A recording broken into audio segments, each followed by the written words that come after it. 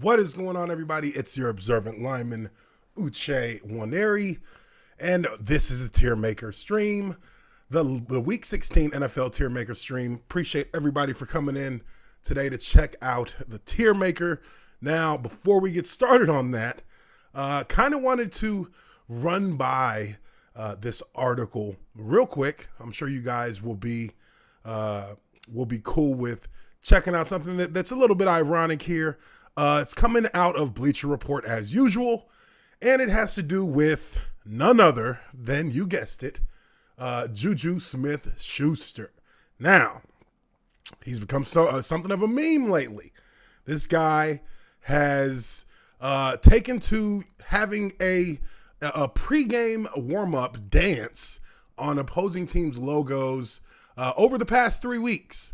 And in those past 3 weeks, since he started that little tradition of his, the Pittsburgh Steelers have lost 3 games in a row. Pittsburgh Steelers look like a team that is completely out of sorts, a team that started this season 11-0, and then the Juju jinx comes in when he starts disrespecting other teams, and now they have dropped 3 in a row, and there are some real concerns about what's going on in Pittsburgh, and a lot of it starts with the antics that Juju's been up to.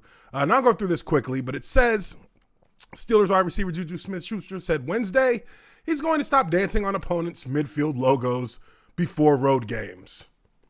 You think? For the betterment of myself and my teammates, I'm going to stop dancing on the logos. You know, let me just get through this, because I got a little bit to say about all of his response, the way that they're trying to communicate this. It says his pregame dance party started to attract attention after the 2018 Pro Bowl selection was posted. A selection posted a video on TikTok showing him on the Buffalo Bills logo in Week 14. The Bills took immediate notice. Quarterback Josh Allen appeared to reference it in his speech to the offense before leaving the tunnel. Let them do all the talking, all the fucking dancing. We do the fucking work. And safety Jordan Poyer confirmed it provided a little extra boost. I ain't gonna lie, seeing them dancing on our logo pregame and seeing all that turns you up a little bit.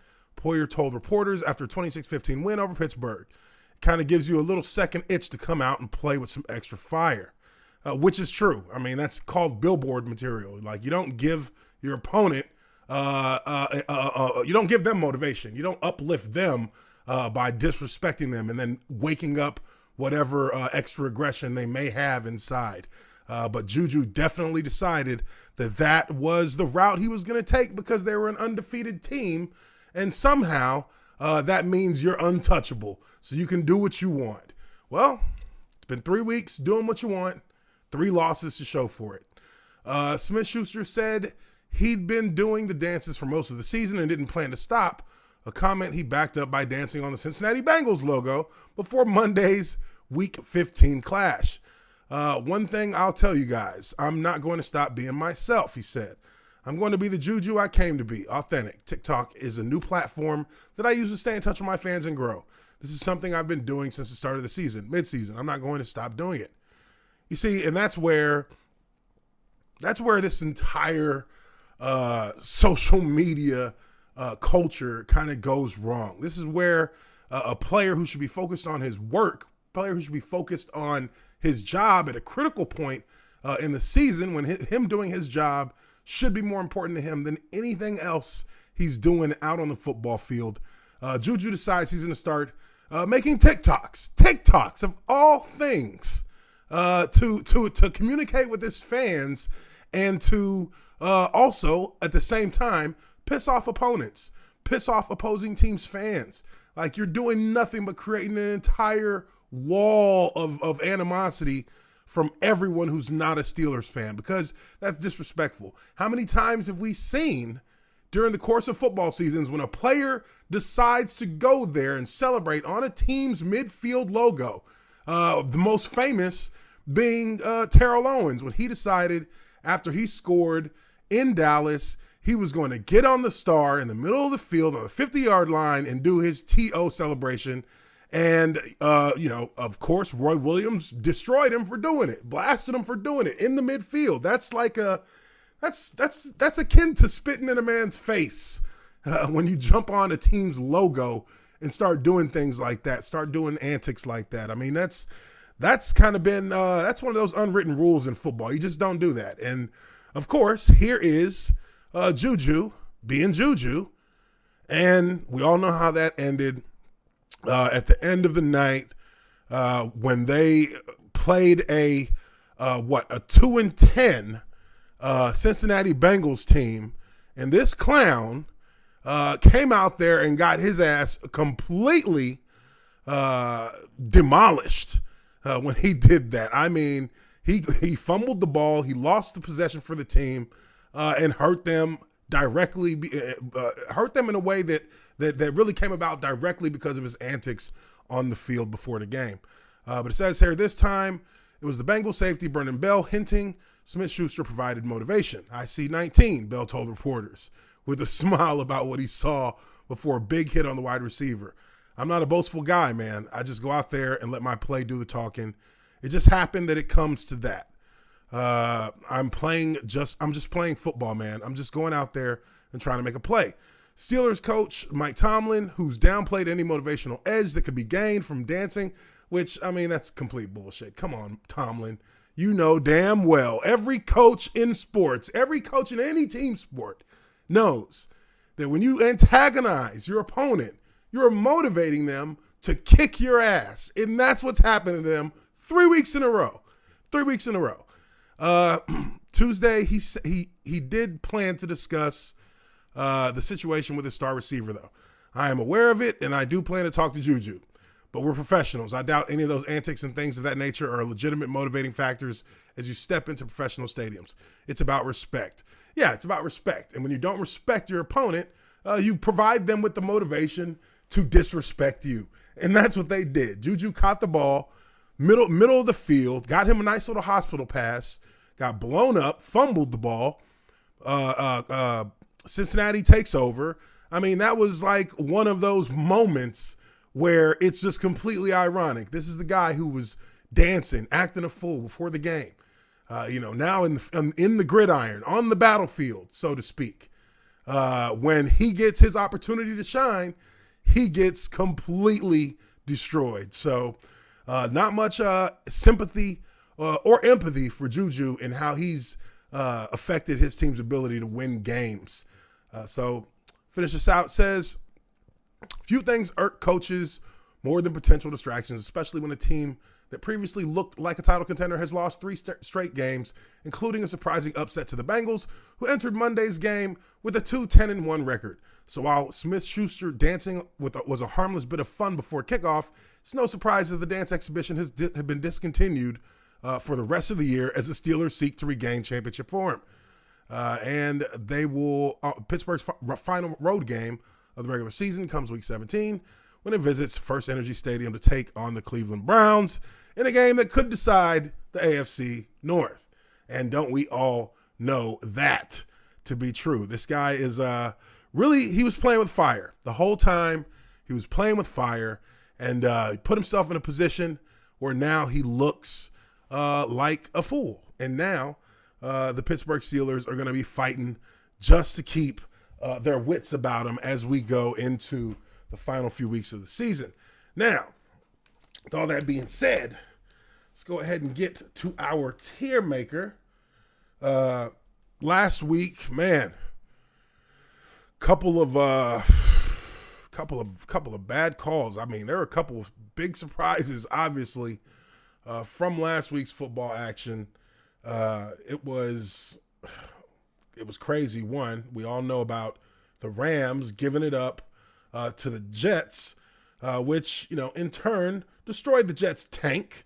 But that is one of them things where, any given Sunday, that's all I can say about that. Any given Sunday when it comes to what the Rams allowed themselves to do and getting that loss to the Jets. But looking here at the chat, Butter Biscuit 92, welcome to Trench Master level. He is a Trench Master master level member now. Congratulations clap, clap, clap on that, because that is definitely going to put him in a position to be on here playing some games with me or jumping on the podcast on a Monday as we go through and review the week's NFL action. But really appreciate you becoming a trench master, Butter Biscuit. Much love there. Also, we got a super chat from RC from NYC for $10.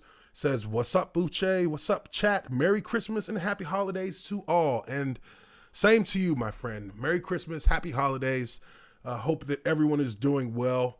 Hope that you are all are getting ready and gearing up for a great Christmas, and enjoy as much as we can the last, the holidays going into the new year.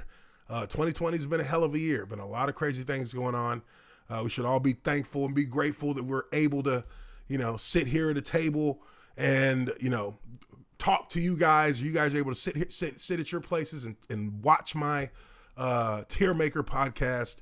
But, these are all things that we just kind of assume every day. We can never really take things like that for granted. So I do appreciate everybody so much for being on here. And let's get into this Tiermaker. Woo! All right. Now, first game Friday. Apparently we don't have a Thursday night game this week, but we got Minnesota at New Orleans. Man, wow. Both these teams just kind of sputtering along. I mean, Minnesota had a nice little run. They were trying to get back into contention here. It doesn't look like that's going to happen. They lost to the Bucks. They lost to the Bears. They are 2-3 in their last 5 games. And it looks like we're getting to that point where they're just playing for pride, because it's outside of their reach to really get into the postseason here. Chicago 7-7. They're in third place behind Chicago, but yeah, it's just, it doesn't look like it's going to work out. There's too many teams in the NFC, especially when you look at Tampa Bay, that are going to be in position to grab up those final spots. But looking at them on the Tiermaker, I keep them as a party crasher. They still got enough juice to party crash. I see them staying there in that position. And New Orleans has also had a bit of the runs lately. They have dropped, 2 in a row now? Yep, they've dropped to the Eagles, dropped to the Chiefs. And Drew Brees came back. He didn't look like, Drew Brees at 100%, obviously, but they're in a tough spot there, because Taysom Hill, he's not necessarily your a quarterback in the sense that he would need to be to operate in a New Orleans passer. He's a utility belt guy. He's a guy that you put in different positions to do different things. And I think maybe Drew Brees has come back a little bit early.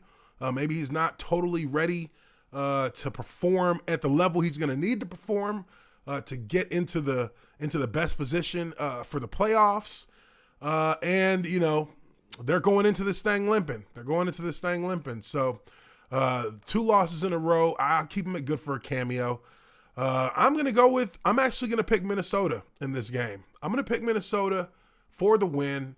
I just think that New Orleans right now, they're in a slump. They're just not in position to really guarantee, to really be a heavy favorite to me in a divisional game like this. Oh wait, no, they're not in the same division. I'm sorry, but Minnesota is a team fighting to stay in their divisional race, but New Orleans is just kind of sputtering along, like I said. So for me, I look at this, I think Minnesota's got a heck of a running game.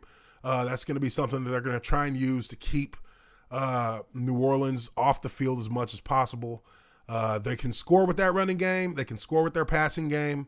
I just think that's a game that New Orleans can definitely lose. So I'm going to go with Minnesota on that one, and we're going to keep them where they are on the Tiermaker. Next matchup here, we got Tampa at Detroit.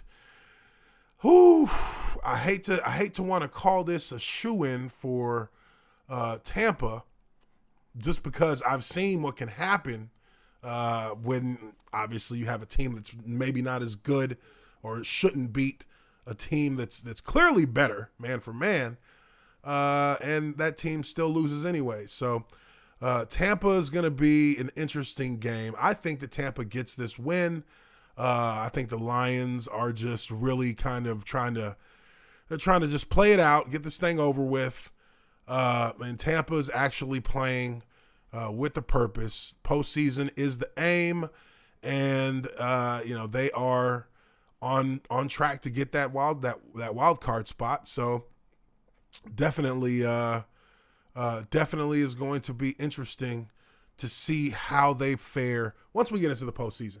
Now, as far as this game goes, like I said, I think this is Tampa's game to lose, and I would expect that they would think that they need to win this game so that they are primed and ready, going in with some momentum. I mean, that's just kind of what you want. You want to go in with a little momentum into the postseason.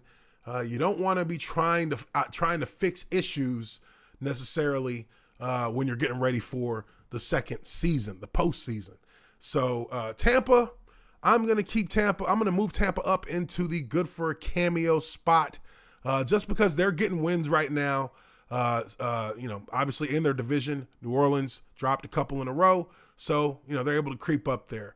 But I expect them to beat these Detroit Lions. If they can't beat the Lions, then there's a lot bigger issues at hand than maybe we thought with Tampa. So I'm going to keep Detroit down here and just trying to keep my job. And we will move on to the next matchup. San Francisco at Arizona. Woo, Arizona looked good a couple weeks ago. About 3-4 weeks ago, they were looking real good. Right now, they dropped down to third in the in the NFC West. 8-6. I mean, all things considered, I think that we can all agree that the Cardinals have had a much better season than maybe we thought they would have had. I don't think that we were necessarily expecting these guys at the midpoint in the season to be, atop their division, to be playing in the driver's seat, having a nice bit of money to play with. And they did that. So, I mean, for me, they have already exceeded my expectations for them for the most part throughout the season. Now, once you get to the point where you're sitting at the top of the division, there's an expectation that, you want to keep control of that. So they had a little letdown going into the second half of the year, lost 3 in a row, lost 4 out of 5. They bounced back with 2 wins in a row, but really those wins were kind of meaningless in the grand scheme of things just because their division record is what's got them in third place. So, really it's a bittersweet, I think, a bittersweet feeling for a team for fans of Arizona, because you see the potential that's there. You see what you could possibly get going. And you've had some issues, you've had some crucial moments here and there. The lost hold of games that you could have won. And that's just how the season's played out. But at the same time, this should be a great preview into what we can expect from the Cardinals next season in being a real serious threat of taking over the NFC West. This game, though, against the Niners, I'm expecting them to get the win. As far as the Tiermaker goes, I'm going to move them up into 1 win away. I think 1 win away is good for them, just because they bounced back nicely with 2 wins after some ugly losses. But definitely think they should win this game. San Francisco's no pushover, but they are still in just trying to keep my job, just so that everybody knows these guys they're a team that has really suffered in the worst kind of way from a Super Bowl hangover. I mean, injuries early in the season. They lost a lot of key players on defense to injury for the year. Jimmy G didn't have, a very good showing this season. And then he got hurt. So, things have been, just bouncing all the wrong ways for San Fran. They haven't been able to really get anything together for any extended period of time. So, I think it's a wash for them. They just come back next year, try and get some good draft picks, and try and make something happen there. But I'm going with Arizona on that one. Next, we got Miami at Las Vegas. This one's an interesting game. This one's an interesting game for me. I think, honestly, that Miami, it might be too hot right now for Las Vegas. Miami might be too hot down there in South Beach. Them boys are flaming right now. 9-5. Really, they're playing really good football. I mean, nobody expected Miami to be this good this year. So now we're seeing these teams that are starting to emerge, that are starting to rise up in the division. Things always have their ebb and flow. I mean, this is a perfect example. You have the Patriots, who are now out of the picture. They're not a team that holds the kind of power and prominence that they once had. We all see that. It's nobody's living in an imaginary world. We know that the Patriots are no longer the power that they were. And Buffalo, a team that for decades has kind of just fought with mediocrity and tried to figure out how they could somehow challenge and be competitive in the division. Now we see them at 11-3, and we see Miami, a team that's also kind of been up and down in the mediocrity range.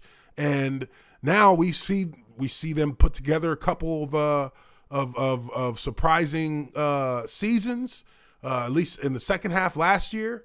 Brian Flores has shown that he is perfectly capable and perfectly and fits perfectly with Miami and what they're trying to build. I think right now that is probably, in my opinion, that's probably the most. They are the most, I would say, energized, on their shit franchise in the NFL. I think head to toe, the franchise has so much upside right now. The arrow is pointing directly up for Miami because they've made the right moves. They got the right players. They got the right chemistry. They got the right culture. The players have bought in 100% to what Brian Flores is doing. And, you're seeing it play out for him on the field in a way that I don't think many of us expected. So, Miami, I think is just one team that's really, they're hot. They've lost a couple in the last month. Well, no, they're actually they've won 3 out of their last 4, and 5 out of their last 7. So these guys have been playing good football. They've been playing good football. Tua Tagovailoa, he's doing his thing. He's actually, he's impressed me a little bit this season. So I'm really happy with what Miami's been doing. I think Las Vegas is just kind of in a rut. They're trying to figure out how they're gonna play for that last wild card spot. They're on the outside looking in for sure. Derek Carr, obviously, he had a groin injury last week, and they've dropped. Wow, oh my God, they've dropped 4 out of their last 5. I didn't even realize that. They've dropped 4 out of their last 5. I'm pretty sure I called the Chargers beating them last week on the Tiermaker. Yeah, I'm pretty sure that was my pick. But I think right now, it's just kind of they've just kind of lost it late. They lost it in the last month of the season, and that just shows to some of the things they need to do in the offseason to figure out how to move this franchise forward. I mean, I don't think they're necessarily in a bad spot, but they definitely kind of need some extra pieces. I mean, they're just not really they threatened a little bit this year, but not enough, And I mean, the culture is still being built there by John Gruden. So I expect that they'll make some good moves going into the offseason and getting some new players, getting some, maybe making some trades. I can see them competing next year as well. But I'm gonna have to go with Miami on this one. I think that these teams stay where they are. I think they stay where they are. I think that Miami's still good for a cameo. Raiders are party crashers, and I think that's a good call right there. Atlanta at Kansas City. Like I said, this is another one of those games. Should be a sure bet for the Chiefs at home versus Atlanta, a team which could be seeing. We could be seeing the last games of Matt Ryan and Julio Jones in Atlanta. I live in Atlanta, so Julio Jones, I know him. It would suck to see him go. The city of Atlanta really loves Julio Jones, and they have a love-hate relationship with Matt Ryan, but I don't think that people necessarily hate him. A lot of the blame falls on the quarterback when things don't go right. So, really, the next GM that's going to be coming in for Atlanta has been, or whoever is going to be that next GM is going to be allowed to look towards a future that may or may not have them in the picture in Atlanta. Now, I can say, if I had to choose one, Julio is staying. Because it doesn't matter. At the end of the day, Julio attracts 2 defensive players every week. And, this was a year where the team just clearly fell apart. Are you going to expect him to still be putting up the same kind of Pro Bowl numbers? He dealt with a couple of nicks here, a couple injuries there that held him out of some games. But, Julio is a steal, and it's still an elite level wide receiver. I mean, giving that up, Julio Jones, I need 3 first-round picks. Gotta have him. Because Julio, his production hasn't slowed when he's healthy. He's had some injury issues this year. But who hasn't? It's a pandemic year. I really think that if I'm a GM going into Atlanta, that's one piece I'm not moving off the board. But this week, going into Kansas City, don't see them pulling that out at all. I think everything here stays as is on the Tiermaker. I'm picking Kansas City in that one. We got Cleveland at New York. Woo. This one could be a trap game for Cleveland. They better watch out. Because these New York Jets ain't your uncle's New York Jets from 14 weeks ago. This is a New York Jets team that got a dub on the board. And they got the dub on the board against a quality opponent. So we thought they were. So Cleveland better not come in here with their antennas down. They better come into this game fully ready for a 4-quarter game, because now this team knows they can win. They know that they can beat a 10-win team. Because they just got done beating one. I don't know if the Rams are a 10-win team, but they are a winning team. They were a division-leading team at the time when they played the Jets, and we see how that game played out.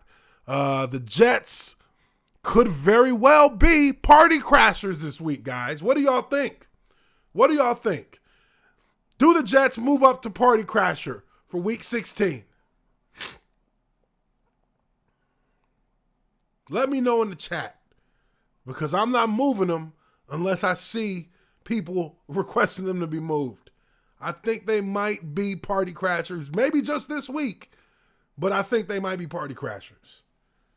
Let me see what y'all are talking about. I see one, yeah. 37-13 1337. I see you. I see you. That's one. Anybody else? Look at this. Chat's over here dead. Come on. Come on, guys. The hell. Let's hear it. Hope they are. Butter Biscuit says, I hope they are. Ooh, okay, that's two. Let me get one more. One more. Let me get five. Give me 5 people who want these guys moved up to party crashers. We got 2 right now. We need 3 more. We're gonna give them. We're trying to give them a 1-week reprieve from being a basement dweller. It looks like it's gonna have to be an executive order. An executive order coming in with the executive order. We're moving the Jets up to party crashers this week and this week only, unless they win again. We're moving them up to party crashers. I'm going to go ahead and call it because I don't believe it. I don't believe Cleveland. I'm picking the Jets. I'm picking the Jets to get the dub against Cleveland. Don't make me regret that, New York. All right, so next game up, we got the Colts at Pittsburgh. Man, whoo. Pittsburgh. You never make it easy on me, do you? Part of me is sitting here like, you know what? I would like to see Pittsburgh get back on track and, get back to winning. But, I've been saying it all year long. Pittsburgh is one-dimensional. They're one-dimensional, and it was working for them for a while. It was working for them up until December when it mattered. Now we're in December, and it really matters how you play your game, how your team operates on Sundays. And Pittsburgh has been, shall we say, underachieving. If we're gonna be nice about it. The Colts, on the other hand, let me see here. I didn't pay attention to anything the Colts did last week. 10-4. Damn. Okay, Indianapolis. Oh, well, they beat the Texans. Okay, they swept. Oh, they beat. Hold on now. The Colts. Okay, Phillip Rivers. The Phillip Rivers Colts.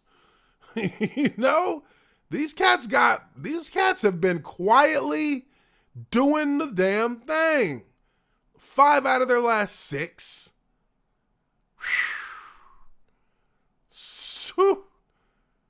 7 out of their last 9. I'm willing to give credit where credit's due because there was a time, for a while there was a time when, the Colts, minus Peyton Manning, minus, Andrew Luck, this team was kind of being left for dead. Even with them signing Phillip Rivers, this team was kind of being left for dead. And they have persevered. I will give them that much. They have persevered. Now, Tennessee's still in the first place in the division, but the Colts are dangerous. They're dangerous right now. They're dangerous. I can respect that. I would say with Pittsburgh's issues that they're having right now, which we've already kind of gone over, at least in the more public manner with Juju and his antics, Pittsburgh is not an 11-3 team right now. They're not an 11-win team right now. They are. They have 11 wins, but they're not playing like an 11-win team by any stretch of the imagination. They're playing the last 3 weeks. They played more like a 6 or 7 win team. So I'm calling the Colts on this one. I'm saying that the Pittsburgh's going to drop 4 in a row, and the Colts are going to go into Heinz Field and they're going to win. So when we look at this, we got Pittsburgh at good for a cameo. Damn, that was after 2 losses. Do we move them down again?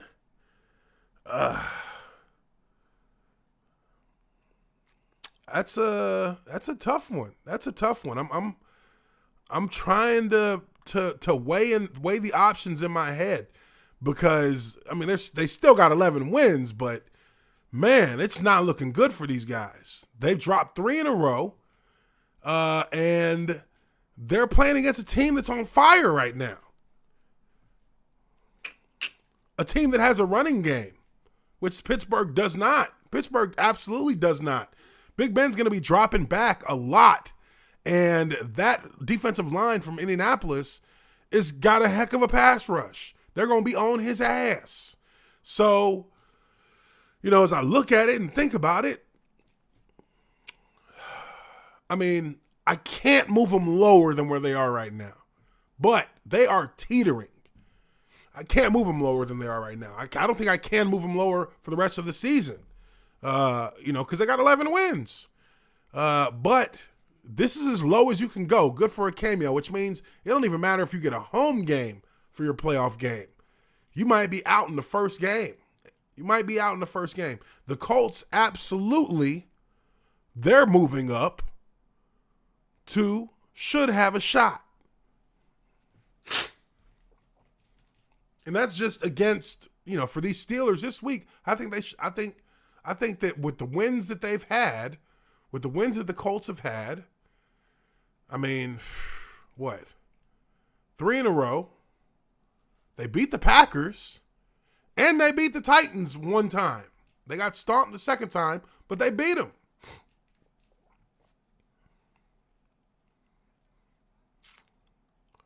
Huh. Yeah, I'm going to go with these Colts. They move up to should have a shot. And the Steelers are at good for a cameo by default, because we can't really move them into a lower bracket than that with their record. But yeah, definitely gonna go with Indianapolis on this game. Next up, we got Chicago at Jacksonville. Don't even really need to talk about it. I think everybody here knows exactly what the hell's about to happen with Jacksonville over the next 2 weeks. They're not going to fucking even attempt to win a game.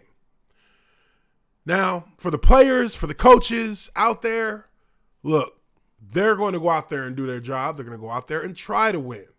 But if it even looks like this game is competitive, if it even looks like these Jaguars are trying to send some kind of message that that it's a home game and they got to defend their home turf, you can best believe Shad Khan will be on the direct line, and he will be laying the law down for anybody who's calling the plays on the sideline. Punt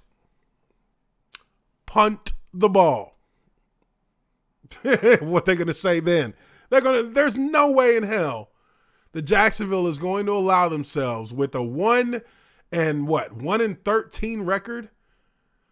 1-13. There's no way in hell that this team is going to allow themselves to even sniff a win to give the Jets back the first pick. That's not happening. Bears are going to win by default, but they're still party crashers. Jaguars are still basement dwellers, and we move on to the next game. I think that's fair. All right, we got New York at Baltimore. Baltimore having a bit of a resurgence here. 9-5. They were kind of left for dead after dropping 3 in a row, 4 out of 5. And they've bounced back nicely. 3 wins. The Cowboys, that's a good game to have to bounce back on. So they bounced back on the Cowboys. They pulled one and got a huge boost beating the Browns. And then they came in and smashed Jacksonville. Like I said, that's going to be the kind of score you're going to see the next couple weeks with Jacksonville. They're going to be getting trounced 40 to something. But they got the Giants coming into the Giants actually coming to Baltimore to play. And New York, they tried to show us a little glimmer of something. They tried, and then they reverted back to being garbage. Doesn't really keep them out of, they're still, I guess technically they're still in this. I guess technically technically every one of these teams is still in it for the division title, I guess. But you look at what the Giants are trying to put together. I mean, Daniel Jones obviously came back before he was really healthy. Wasn't really ready to come back with that hamstring. His team is going to get a little boost getting back Saquon Barkley next year. Wayne Gallman, that's not who I'm thinking about. I was thinking about never mind. Anyways, wrong player, wrong team. The Giants are just kind of petering along. They're trying to figure it out. They're trying to trying to figure out what the hell they want to be. And, at the very least, they battled and got a couple of wins that maybe we didn't think they would get this season. But I'm picking Baltimore in this one. I think Baltimore gets it. I think that the Giants go back down to party crashers, and Baltimore they're still good for a cameo. I don't think they're gonna do much this year. I don't think the playoffs is really gonna be they're not gonna have much of an effect on it if they get in. But we're seeing a team battle to the last. So never get mad at something like that. Next game up, we got Cincinnati at Houston. Oh man, this is going to be the battle for the bottom bunker here. We got a 4-10 versus a 3-10. Nothing really at stake here. Draft position is probably the only thing that really is going to be the motivating factor for many in the front office for these teams. Cincinnati needs a left tackle. They need an offensive line. Houston needs an offensive line. Houston needs a receiver now because reasons. But I'm going to say that, in my opinion, Houston at home, they got a better chance, obviously, at home than they would in Cincinnati. I don't expect Cincinnati to necessarily be on that same emotional high that they were with Pittsburgh. They had a little extra motivation that game. Kind of expect them to revert back to who they really are, bums. And I'm going with Houston on that one. Going with Houston. I think that everything stays as, oh no, you know what? We moved these guys out of basement dweller because they got that win against Pittsburgh. So I'm keeping them. I'm going to move them up and just try to keep my job, which has our lone basement dweller now with the Jaguars. But they're going to get Trevor Lawrence, so I'm sure they're just fine with that. Let's see here. Moving on to the next one. Denver at Los Angeles. This is another game that really has nothing at stake here. Just a couple of teams who are trying to build for the future. Denver doesn't really know what the hell it has with their quarterback. But on the other hand, Los Angeles absolutely does know what they got with their quarterback, and they fucking love it.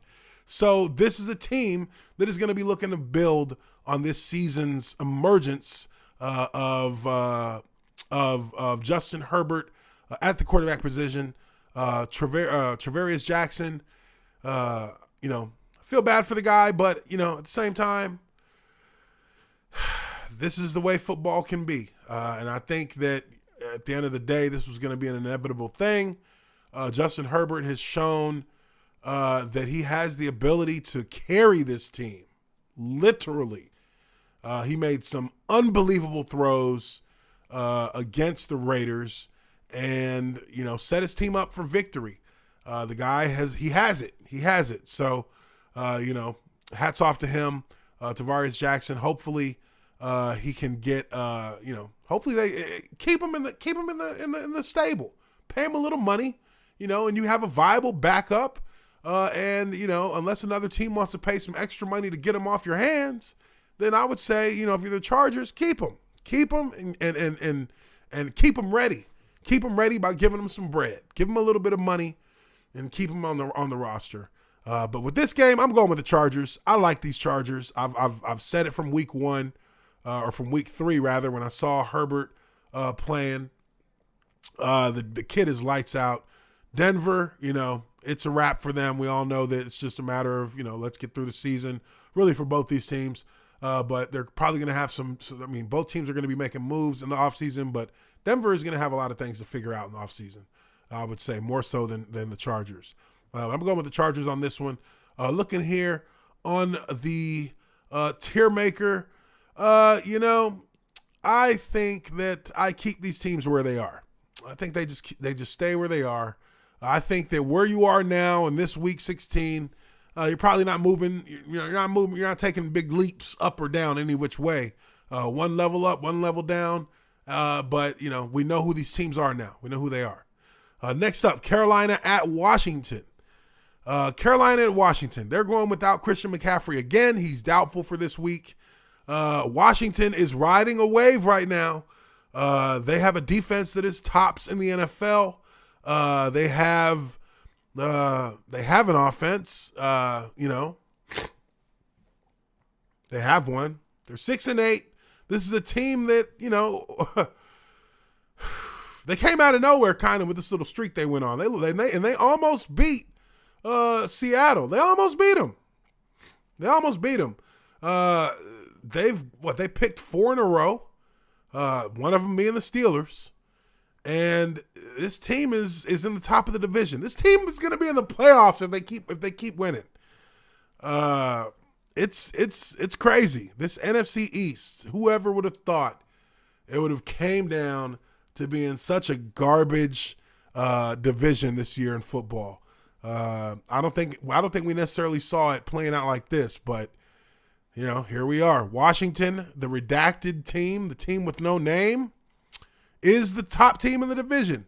And Dwayne Haskins, as you see here, he's a guy who was able to get on the field the other week, and then he decided he was going to be kicking it with strippers during a pandemic with no mask.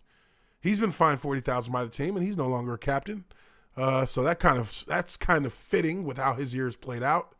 But I really think with everything on the line right now for this Washington team, that defense is stepping up big. I don't think we see Carolina pull the win out in that one. I think we're keeping them where they are. Party crashers for Carolina. And we'll keep the Washington football team at good for a cameo because they are at the top of their division, and if they win out, they're in the playoffs. So, this is it's definitely a situation that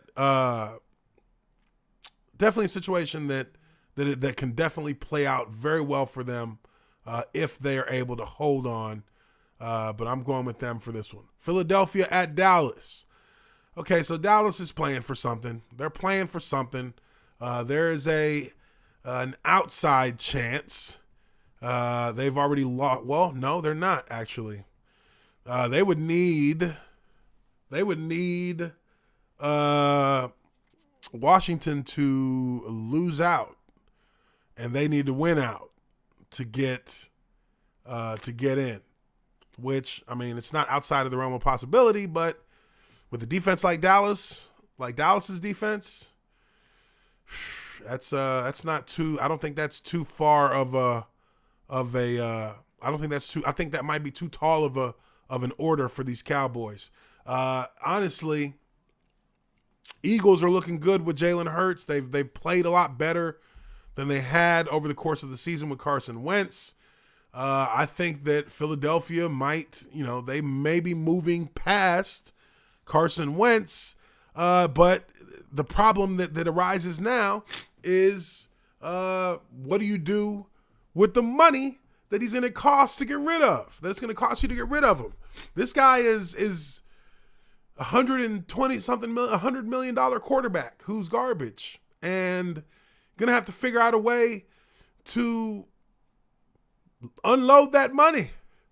And that's going to be hard. I definitely think that's going to be a hard thing for them to do.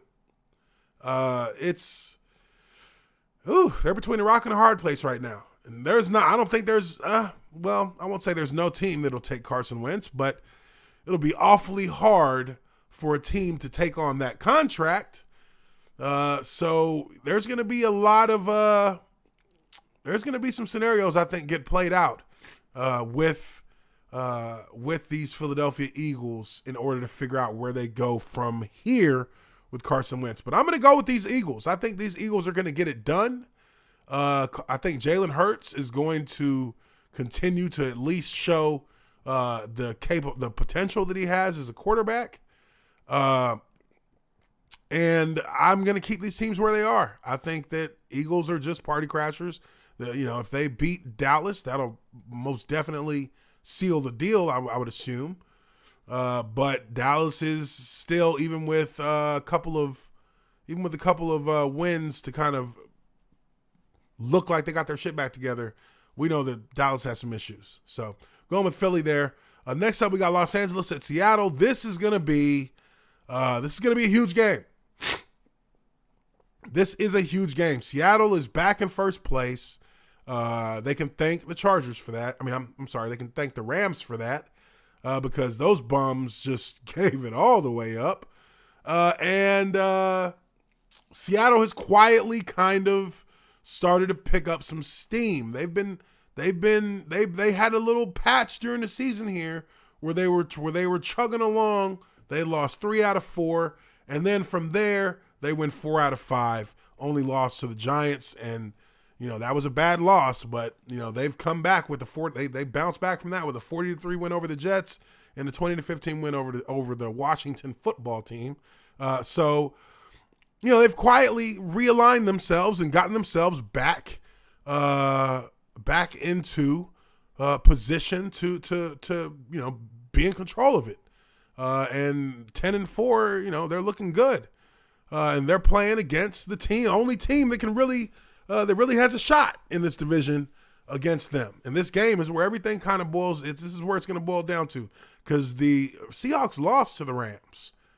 They lost to the Rams. They in the division, they've lost one time to the Rams. They've lost one time to the Cardinals, and they still have to play the Niners before it's all said and done. So this division is pretty dead. It's a dead heat right now in terms of whether or not you can afford to drop a game. Neither one of these teams can drop either one of these. Like, this is a must win.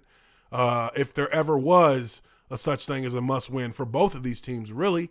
But when we look at this tier maker here, I think everybody knows what has to happen. What has to happen. And it has to happen because these bums allowed some straight bums to come into their home field and beat them. And they don't even got no wins. These Rams are going all the way down to 1 win away because they are literally 1 win away from this shit being all over. Well, 1 loss away. If they lose, it's a fucking wrap. Seahawks stay where they are. Rams come all the way down to 1 win away in the most literal sense possible. And I'm honestly looking at this game, and I'm going to go with the Seahawks. I just feel like if you lose to a team that doesn't have any wins at all, you've shown you have the capability of severely fucking shit up. So I can't trust you to beat a team that has 10 wins right now. No. The team that's already kind of the incumbent for the division? No. You can't beat them. No. Not when you just lost to the Jets. Do you know what kind of bounce back game you have to have when you lose to a team that was 0-12 or 0-13? Or, I mean, you need to play them again for a bounce back game because, you're getting put up against the top team of your division the next week after that. Whew. They're looking at that film and they're finding all kinds of holes in y'all's game plan and y'all's schemes. It's going to be like Swiss cheese. I mean, that's what Seattle has as a distinct strategic advantage right now. A distinct strategic advantage. So, yeah, I'm going with Seattle. And we're moving on to the next game. Tennessee at Green Bay. This is going to be an interesting game. In the wins and losses realm, this is obviously a game that Tennessee needs to win badly. They cannot drop this game. And it's the hardest kind of game to play against another team that is at the top of the rankings. And, they're in a dead heat with Indianapolis. They can't drop this game. They just can't. They just can't. They can't drop it. I think the one team in the NFL that has been consistent, and I mean consistent, week in and week out with how they approach it, what their game plan is, how they attack you, everything. I think Tennessee is the most consistent team in the NFL in that regard. I think they're the most consistent team. I think that, Tennessee represents the purest form of football and how they attack you and how they play the game. This is a team that plays with conventional football style, and they do it week in and week out. They're running the ball. They establish everything off of their run game. We all know that. But then when they need to pass the ball, it's play actions, it's bootlegs. You rarely see them do just straight dropbacks or sit in the gun all day when they're playing ball. These guys this is kind of an old school Steelers kind of feel to the way they play the game. I like that because that's, at the end of the day, it's still football. Doesn't matter how many super speeder receivers you have, all this and that. You still got to run it to really have a chance. I think we all see that you have to have a running game, especially when you look at a team like Pittsburgh and you see how they don't have a running game.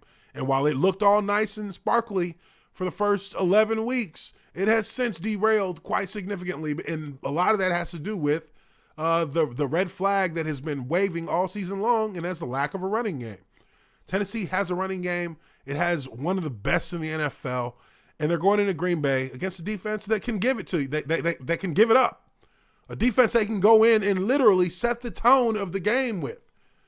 And I think that Tennessee has that particular advantage with the style that they play in being able to dictate the tempo of this game, slow it down for them, keep Green Bay's defense on the field, and wear this team out. I think this is going to be this could, in my eyes, this is a playoff game for both these teams. This is a playoff game because Green Bay really does have something to prove when they get into this postseason.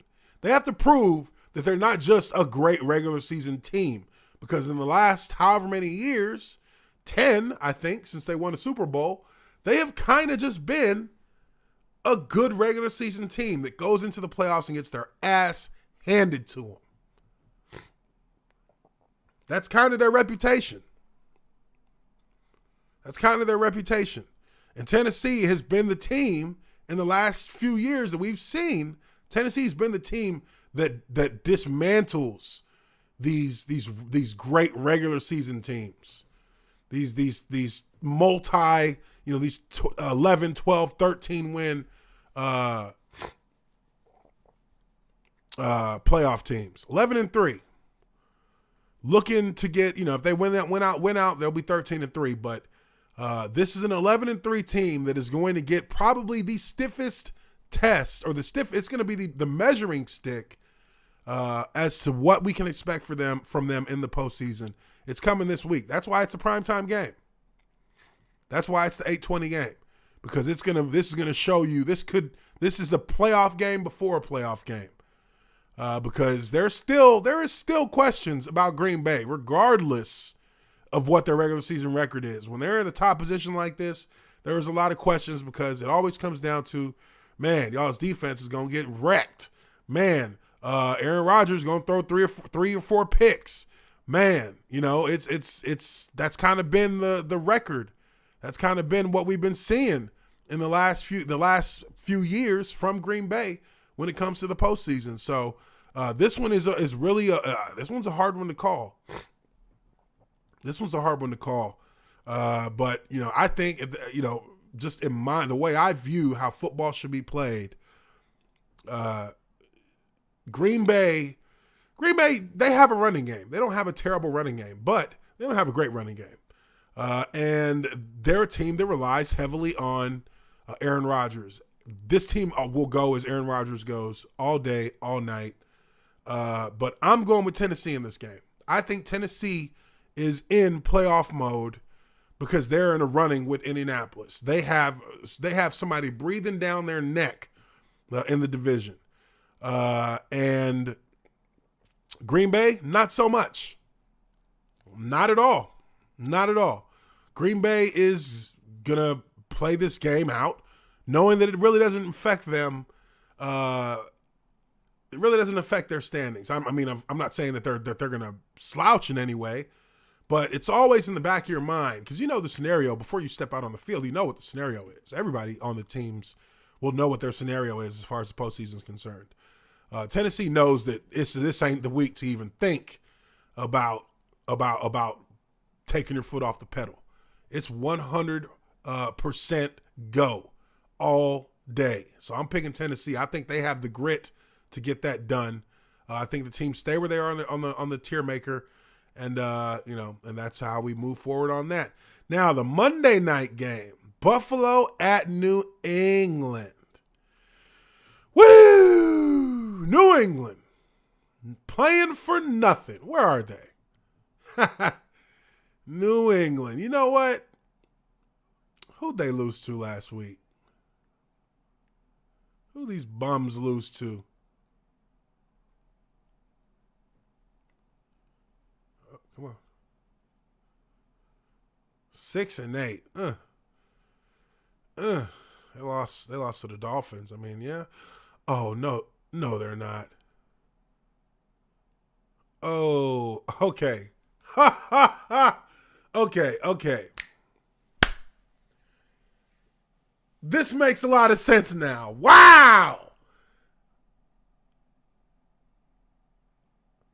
This dude is the Patriots QB coach. Okay. All right, guys.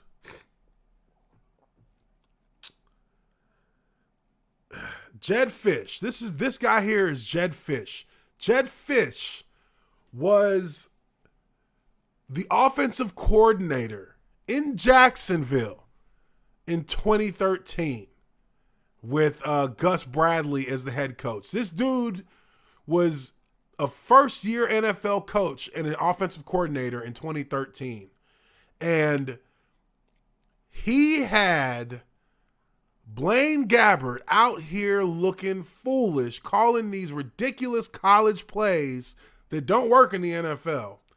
Jed Fish is the quarterback's coach for the New England Patriots. This guy was awful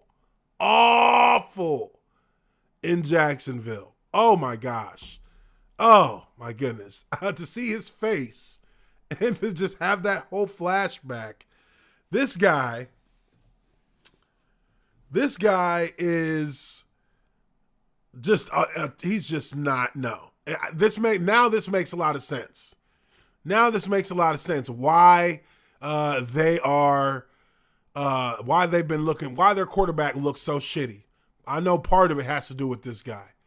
But University of Arizona has hired him as the head coach. Wow! Holy shit! Huh. All right. Anyways, New England. Who are they playing again? I forgot. Buffalo. Okay, yeah. So I expect Buffalo to get this win. Buffalo's still up here. Got to go through us first. Patriots. I wish I could do that, but they got 6 wins. I ain't going to do them that dirty. I'm not going to do them that dirty. But that is going to be it. That's going to be the Tiermaker now. We got our new alignments. We got our new positions. Let's see how this week plays out. I expect there will be some surprises, as there always is. But I think we made some pretty good picks here. I think we made some pretty good moves here.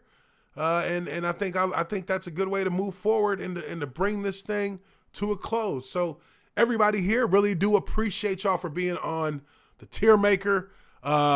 Big shout out to Butter Biscuit 92. He is now a trench master in the Members Perks program. He's going to be hearing from me real soon. Definitely will be reaching out so we can figure out what we're going to do next week, whether it's going to be gaming or whether it's going to be on the podcast. I'll let you pick, Butter Biscuit. But if you haven't already done so, make sure you check out potentially joining the offensive line, the O-line, on my channel, where there are different levels you can join in at. You can join in anywhere from a camp body level to a trench master level. We got one trench master, that's for damn sure right now, and that's Butter Biscuit 92. But definitely look into that if you guys are interested. Hit that join button, jump in, be a part of the O-line, and we'll keep things moving like that. Make sure you smash that like button if you haven't done so already as well. Can't wait to get to see what goes on this week in the NFL, and hopefully next week we will be on here once again, maybe with a special guest, we don't know, to do another Tiermaker stream on Wednesday. Monday obviously is where the Lineman Life podcast, the weekly podcast going over the news in the NFL for the week. We do that on Mondays. If you are new here and don't know, Mondays at 3:10ish p.m. Eastern, we do the live Lineman Life podcast. But for that's going to be it for this stream. Once again, appreciate you guys so much. And I will catch all of you very soon. Everybody have a Merry Christmas, a Happy Holidays, and be safe out there. Much love, and I will talk to everybody on the next one.